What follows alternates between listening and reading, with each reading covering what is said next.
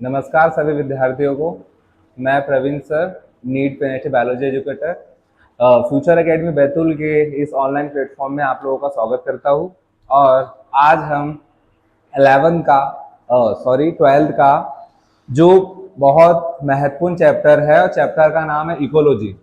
इसके बारे में हम डिस्कस करने वाले कि इकोलॉजी होता क्या है और इसके अंतर्गत हम क्या क्या पढ़ते हैं, है ना। तो हम क्रम बाय क्रम तरीके से समझते हैं कि ये इकोलॉजी होता क्या है। तो इकोलॉजी जो है, हम इसे हिंदी में क्या कहते हैं, पारिस्थितिकी। ये आप लोगों को पता ही होगा कि हम इकोलॉजी को हिंदी में क्या कहते हैं, पारिस्थितिकी, है ना। तो हम समझेंगे कि ये पारिस्थितिकी है क्या, ये पारिस्थितिकी है क्या, इसके अंतर्गत हम करते क्या क्या है, किस चीज का अध्ययन करते हैं, वो अब आगे हम समझते हैं, है ना। तो ये इकोलॉजी एक यूनिट है, ये यूनिट है और ये 12th का यूनिट नंबर 10 है। और इसके अंतर्गत हम कितने चैप्टर पढ़ने वाले हैं, 3 चैप्टर। सबसे पहला चैप्टर का नाम है ऑर्गेनिज्म एंड पॉपुलेशन, ये पहला चैप्टर है। उसी का जो दूसरा चैप्टर है इकोसिस्टम, दैट मीन्स पारितंत्र। और इसका जो तीसरा चैप्टर है, तीसरा चैप्टर का नाम है बायोडाइवर्सिटी एंड कंजर्वेशन। ये 3 चैप्टर आते हैं इकोलॉजी के अंतर्गत, जो हमारी एनसीईआरटी के 12th के बुक में दिया हुआ है। तो आज हम पहला चैप्टर पढ़ने वाले हैं ऑर्गेनिज्म एंड पॉपुलेशन। इसे हम हिंदी में कहेंगे जीव एवं समष्टि। तो इस चैप्टर को स्टार्ट करने से पहले हम थोड़ा इकोलॉजी के बारे में समझेंगे कि इकोलॉजी होता क्या है और हम इसको किस तरीके से समझेंगे। तो हम क्रम बाय क्रम तरीके से हम सबसे पहला पॉइंट इकोलॉजी का हम इंट्रोडक्शन समझते हैं कि इकोलॉजी होता क्या है। तो इसका पहला पॉइंट, जैसा कि मैंने यहाँ पे लिखा हुआ है, बेसिक इंफॉर्मेशन, मतलब इसका सामान्य परिचय। तो सामान्य परिचय में सबसे पहले मैं चर्चा करूंगा कि जो इकोलॉजी शब्द है वो आया कहां से, आया कहां से। तो इकोलॉजी शब्द आया कहां से, ये ग्रीक शब्द, एक ग्रीक शब्द है जिसका नाम क्या है, ओइकोलॉजी। क्या नाम है, ओइकोलॉजी। और ये 2 शब्दों से मिलकर बना है। 2 शब्द कौन कौन से है, पहला शब्द ओइकोस और दूसरा लोगस। अब ये ओइकोस क्या है, ओइकोस मतलब होता है होम। ओइकोस का मतलब क्या होता है, होम। और होम को हिंदी में क्या कहेंगे, आवास। और दूसरा शब्द, इस शब्द से आप लोग सभी परिचित होंगे, लोगस। और लोगस मीन्स क्या होता है, स्टडी। लोगस मीन्स क्या होता है, स्टडी। मतलब पारिस्थितिकी के अंतर्गत हम किस चीज का अध्ययन करते हैं, आवाज का। ये इतनी बात आ गई होंगी आप लोगों को समझ, ठीक है। अब इसी तरह जहां से क्वेश्चन बनना स्टार्ट होते हैं, और पहला क्वेश्चन कहां से स्टार्ट हो सकता है एग्जाम के पर्पज से, पहला कि फादर ऑफ इकोलॉजी मीन्स क्या, पारिस्थितिकी के जनक के रूप में हम किसे जानते हैं। तो पारिस्थितिकी के जनक के रूप में एक नाम आता है, और एक नाम आता है, वो नाम है अलेक्जेंडर। नाम है Alexander von Humboldt, Alexander von Humboldt. तो ये जो नाम है, ये बहुत फेमस साइंटिस्ट हुए हैं। इसे हम किस नाम से जानते हैं, फादर ऑफ इकोलॉजी। अब इसी तरह एक और नाम आता है, और वो नाम क्या है, वो नाम है ओडम। किसका नाम आता है, ओडम का। अब ये ओडम कौन है, ओडम इसे हम जानते हैं फादर ऑफ मॉडर्न इकोलॉजी। क्या नाम बताया था हमने, ओडम। और ओडम को हम किस नाम से जानते हैं, फादर ऑफ मॉडर्न इकोलॉजी। अब उसी तरह एक और साइंटिस्ट का नाम आता है, और साइंटिस्ट का नाम है अर्नस्ट हैकेल। आप लोगों ने पहले भी ये साइंटिस्ट का नाम सुना होगा, अगर आपने 11th में पढ़ा होगा तो साइंटिस्ट के बारे में आप लोगों ने पहले भी सुना होगा, अर्नस्ट हैकेल। तो ये जो साइंटिस्ट है, इन्होंने सबसे पहले इकोलॉजी टर्म दिया था। टर्म मीन्स होता है शब्द, कि इकोलॉजी शब्द दिया किसने, तो शब्द दिया किसने था, अर्नस्ट हैकेल। क्या नाम है इनका, अर्नस्ट हैकेल। अब उसी तरह एक और नाम आता है, और वो नाम आता है, किसका आता है, वो नाम है रीटर का। रीटर, क्या नाम है उनका, रीटर। किस साइंटिस्ट की बात कर रहे हैं हम, रीटर। अब ये रीटर नाम जो आता है, ये क्यों फेमस है, ये इसलिए फेमस है क्योंकि इन्होंने पहली बार एक्सपेरिमेंटल इकोलॉजी जो शब्द है, इसको इन्होंने सर्टिफाइड रूप से प्रस्तुत किया था। इसीलिए इनको एक्सपेरिमेंटल इकोलॉजी शब्द के फादर के रूप में जाना जाता है। नाम क्या है इनका, रीटर। तो ये 4 नाम आप लोगों को हमेशा याद रखना है। सबसे पहला नाम कौन सा है? सबसे पहला नाम आता है अलेक्जेंडर वॉन हम्बोल्ट। ये क्यों फेमस है? इसे हम फादर ऑफ इकोलॉजी के नाम से जानते हैं। दूसरा नाम जो हमने लिखा था, क्या लिखा था हमने? ओडम। और ओडम को हम क्यों जानते हैं? हम ओडम को जानते हैं फादर ऑफ मॉडर्न इकोलॉजी के नाम से जानते हैं। उसी तरह अगले साइंटिस्ट का नाम जो हमने लिखा था, यहाँ पे क्या लिखा हुआ था हमने? अगला साइंटिस्ट का नाम अर्नेस्ट हैकेल। वो क्यों फेमस है? इन्होंने इकोलॉजी शब्द दिया हुआ था। उसी तरह एक दूसरे साइंटिस्ट जिसका नाम हमने यहाँ पे लिखा हुआ है, क्या नाम है इनका? रीटर। अब जो रीटर है ये क्यों फेमस है? इन्होंने कौन सा शब्द दिया था? इकोलॉजी को एक्सपेरिमेंटल रूप से इन्होंने प्रयोग किया था। और एक बहुत महत्वपूर्ण साइंटिस्ट का नाम आता है और ये पिछले एग्जामों में पूछा भी गया है, और वो नाम है प्रोफेसर रामदेव मिश्रा। क्या नाम है इनका? प्रोफेसर रामदेव मिश्रा। अब ये क्यों फेमस है? ये इसलिए फेमस है क्योंकि इन्होंने हमारे इंडिया में पहली बार पारिस्थितिकी नाम का सब्जेक्ट पहली बार हमारे इंडिया में रखा हुआ था, इसलिए ये फेमस है। इसीलिए इनको हम इंडियन इकोलॉजी के जनक के रूप में जानते हैं। और नाम क्या है इनका? रामदेव मिश्रा।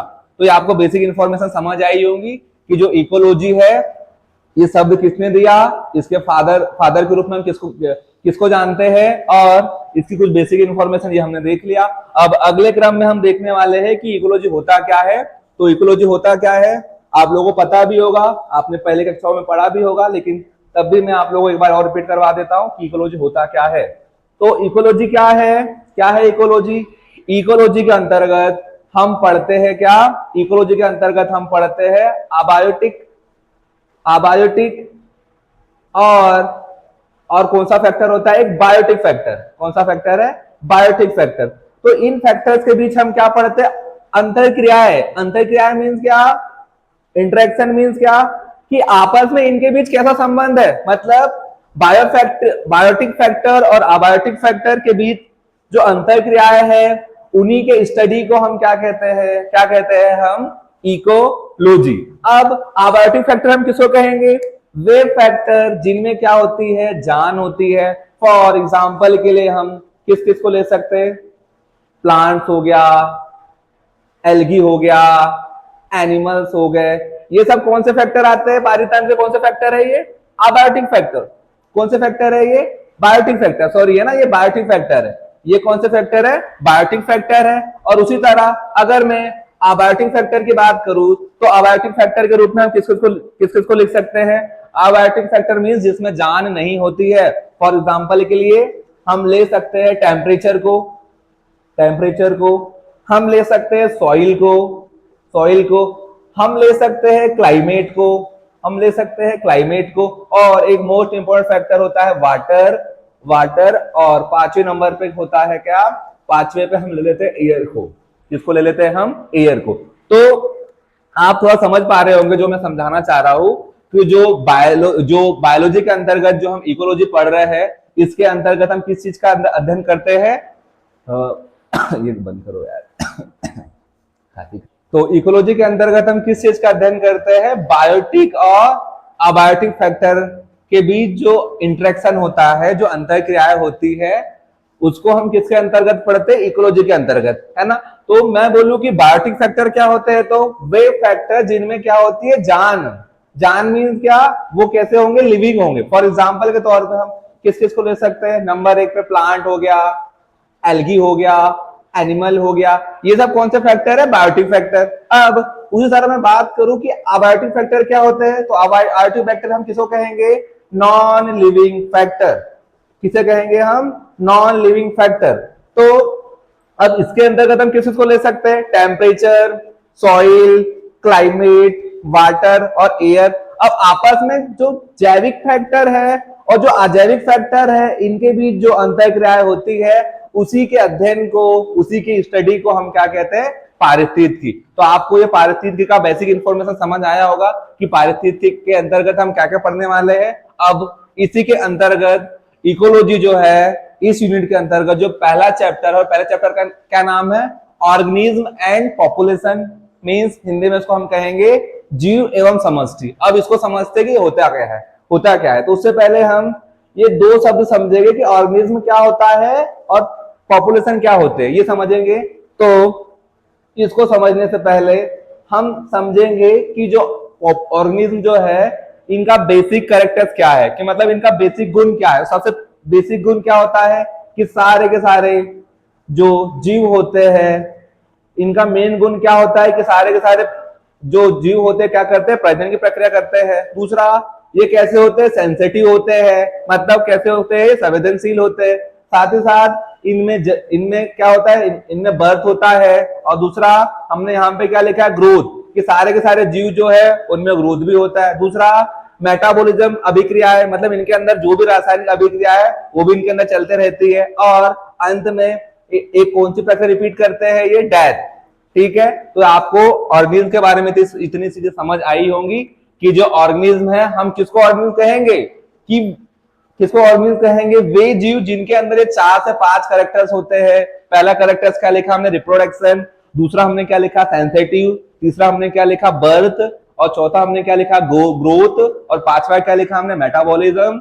और छठवा क्या लिखा हमने, डेथ। तो ये सारे के सारे किससे गुण होते हैं, ऑर्गेनिज्म के गुण होते हैं। तो आप ये समझ पा रहे होंगे कि आप ऑर्गेनिज्म हम किसे कहेंगे, जिनमें सारे के सारे गुण होते हैं। लेकिन अगर हम पारिस्थितिकी के अनुसार देखा जाए तो ऑर्गेनिज्म को हम क्या कहते हैं, इसे हम कहते हैं पारिस्थितिकी की सबसे छोटी इकाई। पारिस्थितिकी की सबसे सबसे छोटी यूनिट को हम क्या कहते हैं, जीव। तो आप अब समझ ही गए होंगे कि जीव क्या होते हैं। अब इसी क्रम में अगला हम समझने वाले हैं कि पॉपुलेशन क्या होता है। तो पॉपुलेशन क्या होता है, क्या होता है पॉपुलेशन। तो पॉपुलेशन क्या है, ये एक ही समान के जीवों के समूह को हम क्या कहते हैं, क्या कहेंगे हम, पॉपुलेशन। एक ही समान के मतलब कि जैसे मानव की प्रजाति हो गई, मानव, जैसे आम की प्रजाति हो गई, जैसे मक्खी की प्रजाति होगी। तो ये सब क्या है, एक जीव है। तो एक ही समान के प्रजातियों के जीवों को समूह को हम क्या कहते हैं, पॉपुलेशन। क्या कहते हैं हम, पॉपुलेशन। अब हम समझते हैं कि पॉपुलेशन के मुख्य कैरेक्टर कौन कौन से होते हैं।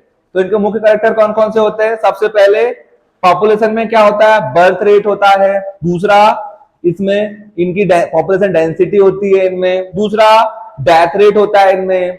चौथा, एज पिरामिड। और उसके बाद सेक्स रेशो। तो ये सब क्या है, पॉपुलेशन के क्या है, ये कैरेक्टर्स है। तो ये सब अभी हम बारी बारी से पढ़ने वाले हैं, है ना, एक एक करके हम पढ़ते हैं। तो ये इतनी चीजें आपको समझ आई होंगी कि ऑर्गेनिज्म क्या होते हैं और पॉपुलेशन क्या होते हैं, दोनों के बीच बेसिक डिफरेंस क्या है। ऑर्गेनिज्म क्या है, ये पारितंत्र का सबसे छोटा यूनिट होता है। दूसरा, पॉपुलेशन क्या है, यह एक ही जीवों के समूह को हम क्या कहते हैं, पॉपुलेशन, है ना। एक ही जीवों के समूह को हम क्या कहते हैं, पॉपुलेशन। जैसे मानव, बहुत सारे मानव, जैसे मानव की प्रजाति को हम क्या कहेंगे, मानव की पॉपुलेशन। उसी तरह आम की प्रजाति को हम क्या कहेंगे, आम की पॉपुलेशन। उसी तरह मक्खी की प्रजाति को हम क्या कहेंगे, मक्खी की पॉपुलेशन। इतना आप समझ गए होंगे, है ना। अब हम नई चीज समझते हो। नई चीज क्या है, यहाँ पे एक नया शब्द आता है। नया शब्द क्या आता है, यहाँ पे आने वाला है। और नया शब्द क्या है, इकोलॉजी का संगठन। मतलब इकोलॉजी का जो संगठन है, मतलब इकोलॉजी जो है वो मुख्यतः कितने स्तरों से मिलकर बना होता है। तो कितने स्तरों से मिलकर बना होता है, मुख्यतः एनसीईआरटी के अकॉर्डिंग ये 4 स्तर का बना होता है। वैसे इसके बहुत सारे स्तर होते हैं, लेकिन हम अगर एनसीईआरटी के साथ देखा जाए तो पारिस्थितिकी का जो शरीर संगठन होता है वो कितने चीजों से मिलकर बना होता है, 4। पहला क्या लिखा हमने यहाँ पे, ऑर्गेनिज्म। दूसरा हमने क्या लिखा, पॉपुलेशन। तीसरा हमने क्या लिखा यहाँ पे, कम्युनिटी। और चौथा यहाँ पे क्या आता है, चौथा यहाँ पे आता है बायोम। और बायोम को हम चौथा क्या जाता है यहाँ पे, बायोम, है ना। और बायोम को हम क्या कहेंगे, अब इसको भी हम और डिटेल में समझने वाले हैं। तो आपको पारिस्थितिकी के 4 संगठन समझ आए होंगे। सबसे पहला ऑर्गेनिज्म के बारे में हम पढ़ चुके हैं, ऑर्गेनिज्म क्या होते हैं। उसके बाद अगर हम पॉपुलेशन की बात करें तो पॉपुलेशन क्या है, एक ही समान के जीवों के समूह को हम क्या कहते हैं, पॉपुलेशन। फिर ऐसे बहुत सारे पॉपुलेशन मिलकर आपस में क्या बनाते हैं, कम्युनिटी बनाते हैं। और कम्युनिटी के समूह को हम क्या कहते हैं, बायोम, है ना। तो इतनी चीज आपको समझ आई होंगी। अब इससे आगे जो है क्रम से हम कल और डिटेल में पढ़ने वाले हैं। तो आज के लिए बस हम इतना ही करते हैं, कल हम इसी को और कंटिन्यू करेंगे, है ना। तो ऐसे ही बने रहे हमारे साथ। हम कोशिश कर रहे हैं कि अभी भी आप लोगों के पास मोटा मोटा आपके पास लगभग पीएनएसटी के लिए लगभग मोटा 30 दिन बचा हुआ है। तो हम चाह रहे हैं कि आपके 30 दिन में जितना भी कोर्स है, 12th का जितना भी सिलेबस है, पूरा का पूरा हम इस वीडियो लेक्चर के माध्यम से आपको लेक्चर के साथ साथ आप लोगों को क्वेश्चन की प्रैक्टिस करवाएंगे। तो चलो आज के लिए बस इतना ही, धन्यवाद।